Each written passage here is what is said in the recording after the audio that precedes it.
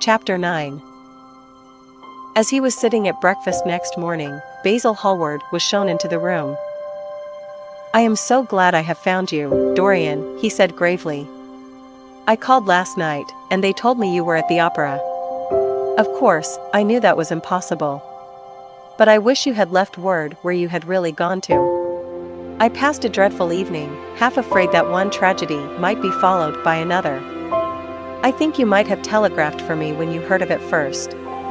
I read of it, quite by chance, in a late edition of the Globe that I picked up at the club. I came here at once and was miserable at not finding you. I can't tell you how heartbroken I am about the whole thing. I know what you must suffer. But where were you? Did you go down and see the girl's mother? For a moment I thought of following you there. They gave the address in the paper. Somewhere in the Euston Road, isn't it? But I was afraid of intruding upon a sorrow that I could not lighten. Poor woman.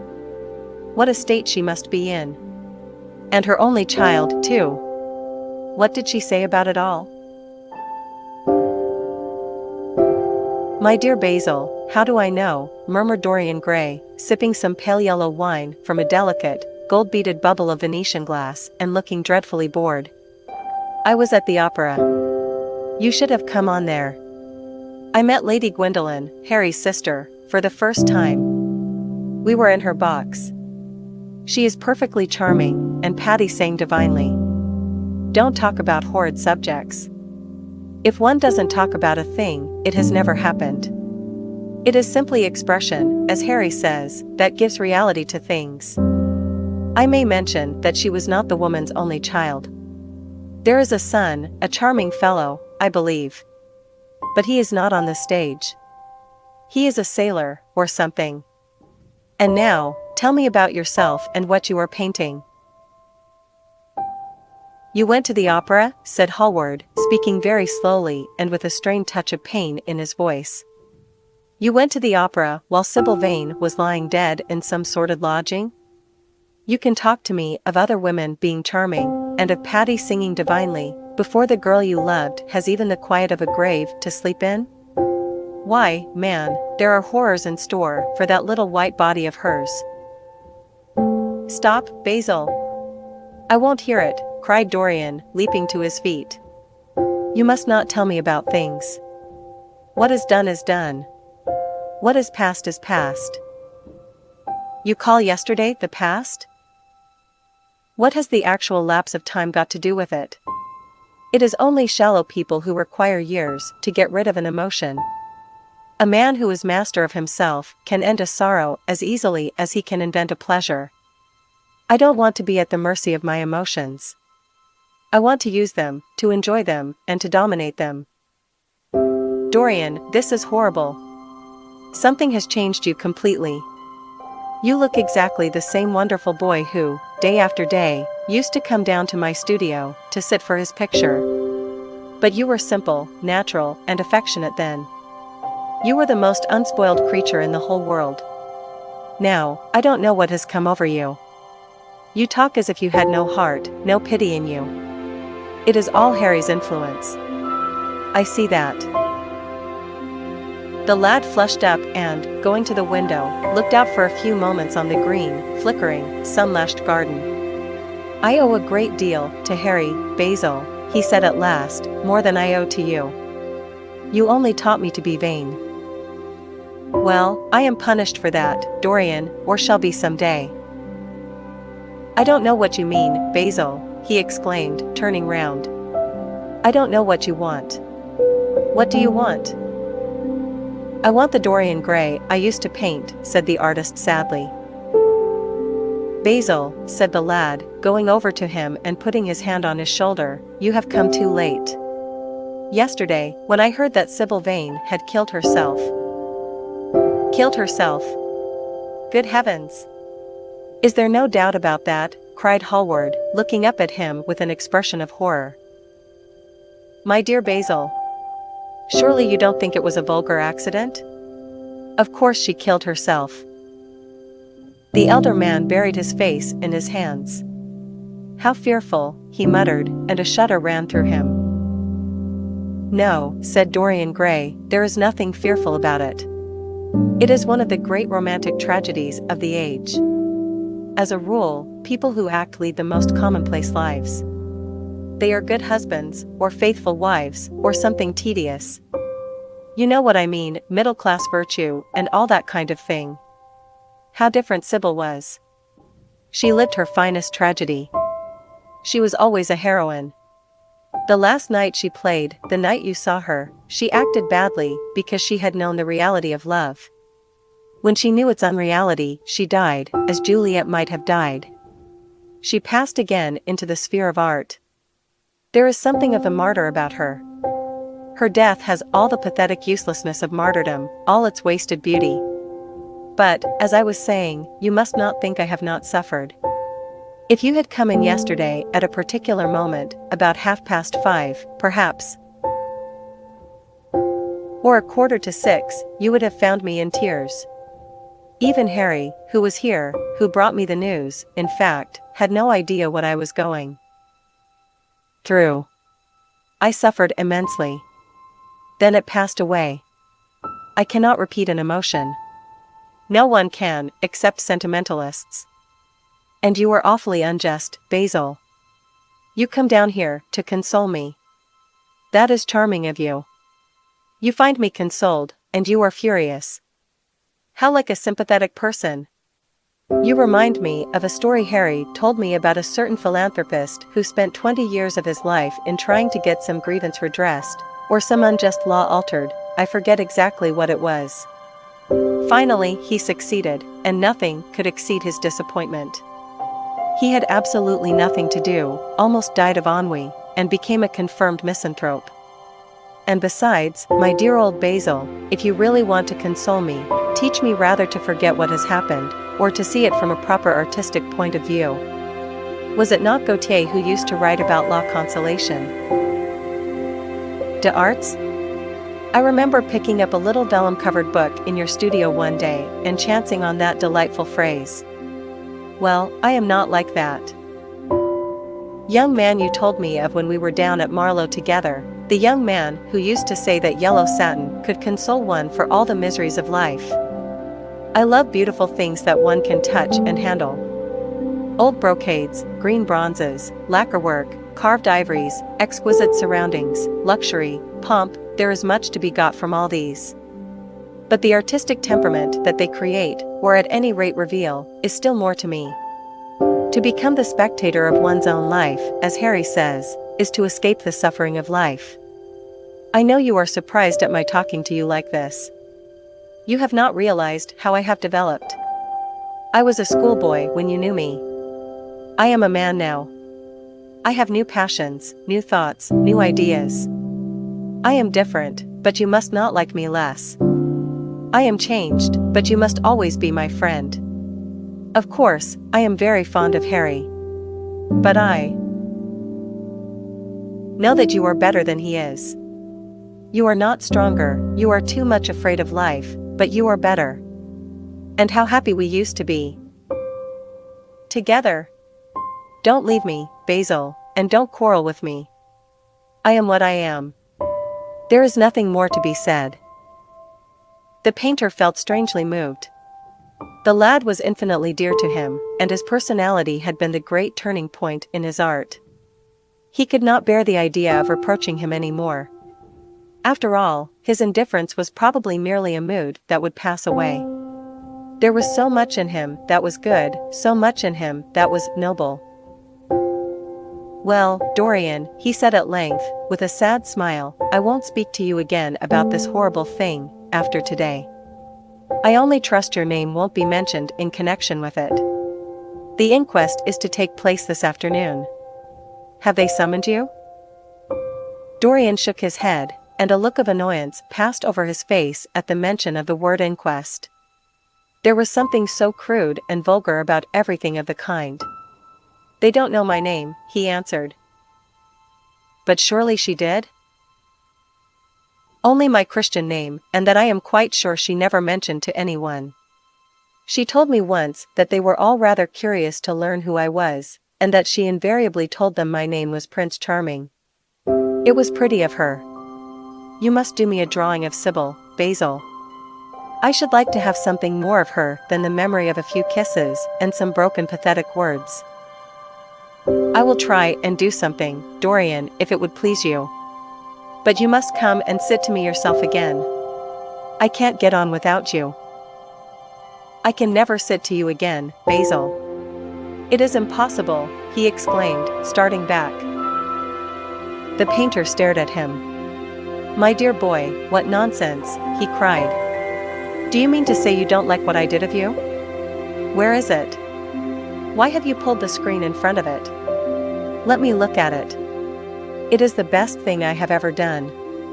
Do take the screen away, Dorian. It is simply disgraceful of your servant hiding my work like that. I felt the room looked different as I came in. My servant has nothing to do with it, Basil. You don't imagine I let him arrange my room for me? He settles my flowers for me sometimes, that is all. No, I did it myself.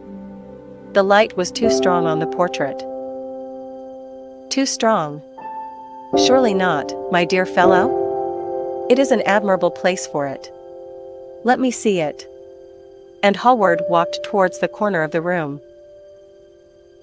A cry of terror broke from Dorian Gray's lips, and he rushed between the painter and the screen. Basil, he said, looking very pale, you must not look at it. I don't wish you to. Not look at my own work. You are not serious. Why shouldn't I look at it? Exclaimed Hallward, laughing. If you try to look at it, Basil, on my word of honor, I will never speak to you again as long as I live. I am quite serious. I don't offer any explanation, and you are not to ask for any.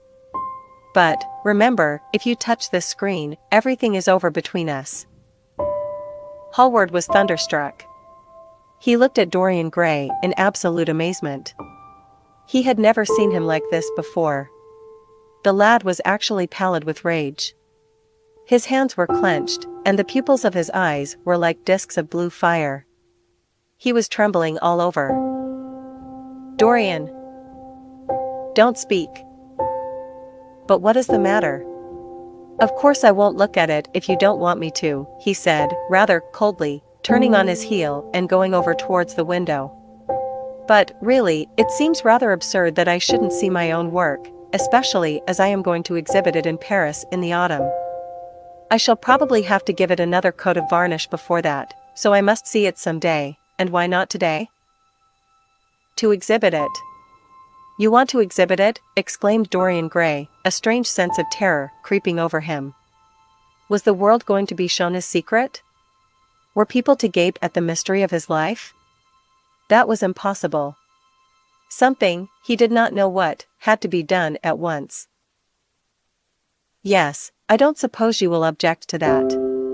Georges Petit is going to collect all my best pictures for a special exhibition in the Rue d'Assise, which will open the first week in October.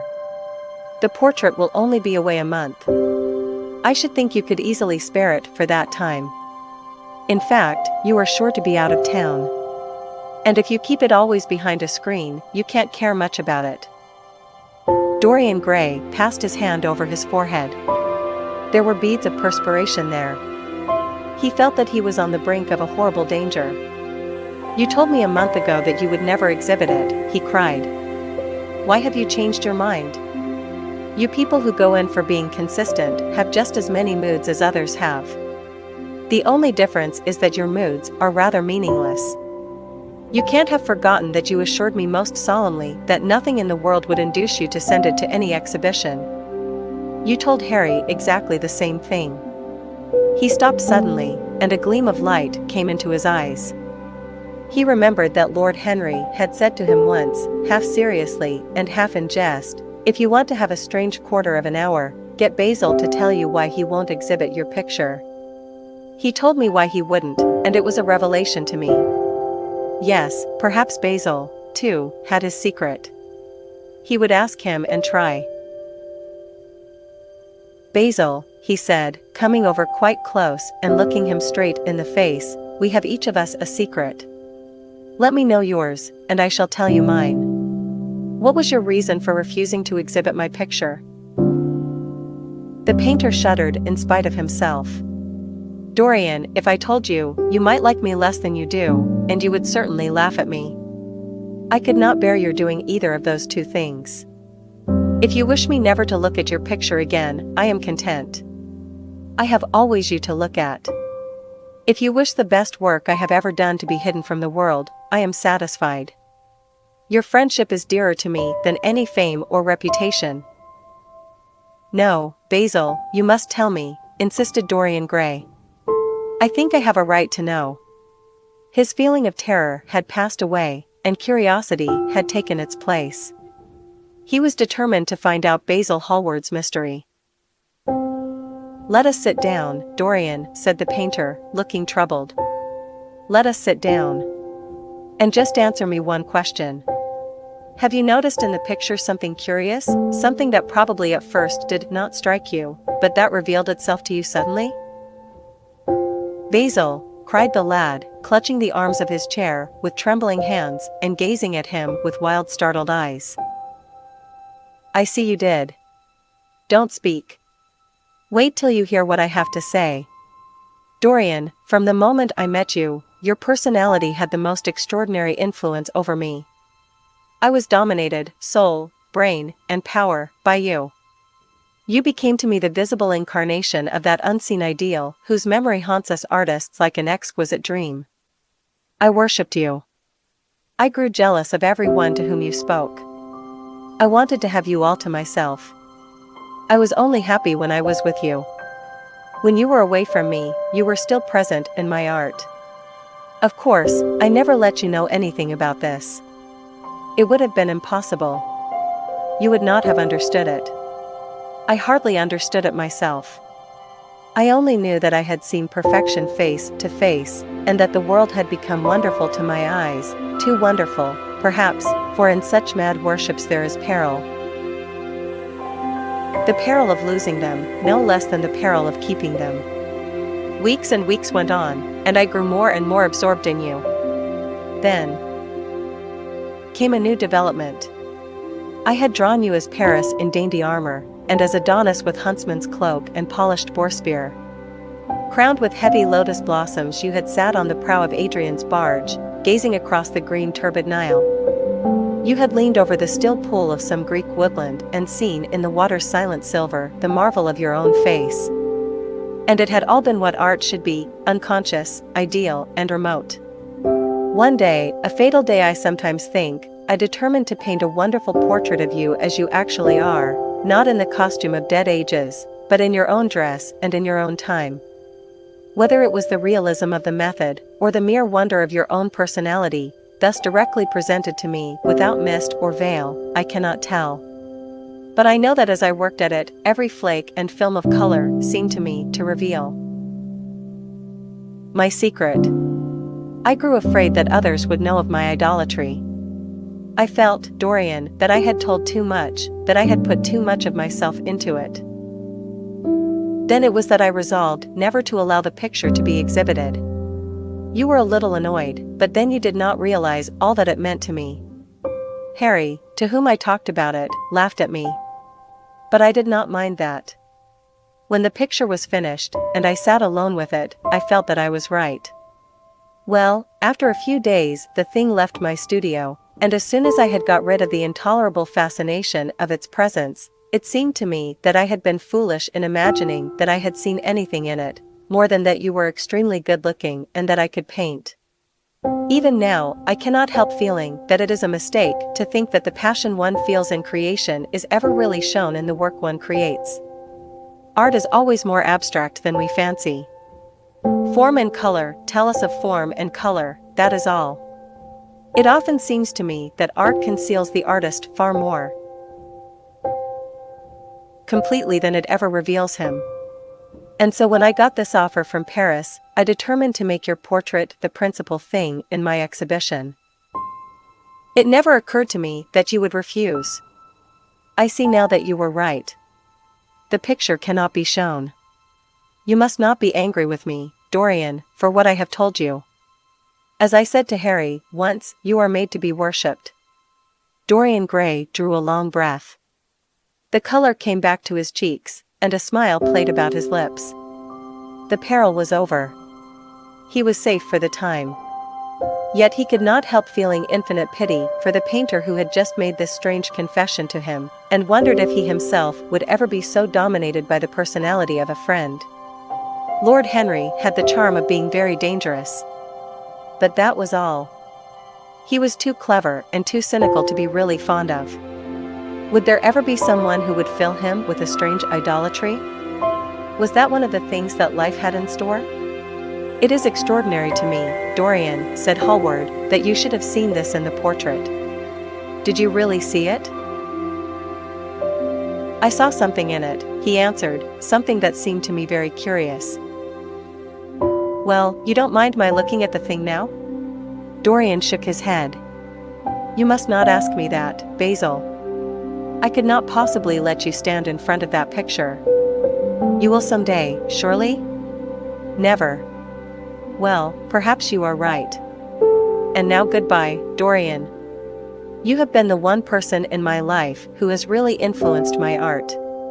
Whatever I have done that is good, I owe to you." "Ah. You don't know what it cost me to tell you all that I have told you." "My dear Basil," said Dorian, "what have you told me?" "Simply that you felt that you admired me too much." "That is not even a compliment." "It was not intended as a compliment. It was a confession. Now that I have made it, something seems to have gone out of me. Perhaps one should never put one's worship into words. It was a very disappointing confession." "Why, what did you expect, Dorian? You didn't see anything else in the picture, did you? There was nothing else to see?"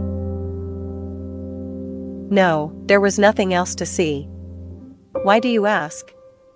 "But you mustn't talk about worship. It is foolish. You and I are friends, Basil, and we must always remain so." "You have got Harry," said the painter sadly. "Oh, Harry," cried the lad, with a ripple of laughter. "Harry spends his days in saying what is incredible and his evenings in doing what is improbable. Just the sort of life I would like to lead. But still, I don't think I would go to Harry if I were in trouble. I would sooner go to you, Basil." "You will sit to me again?"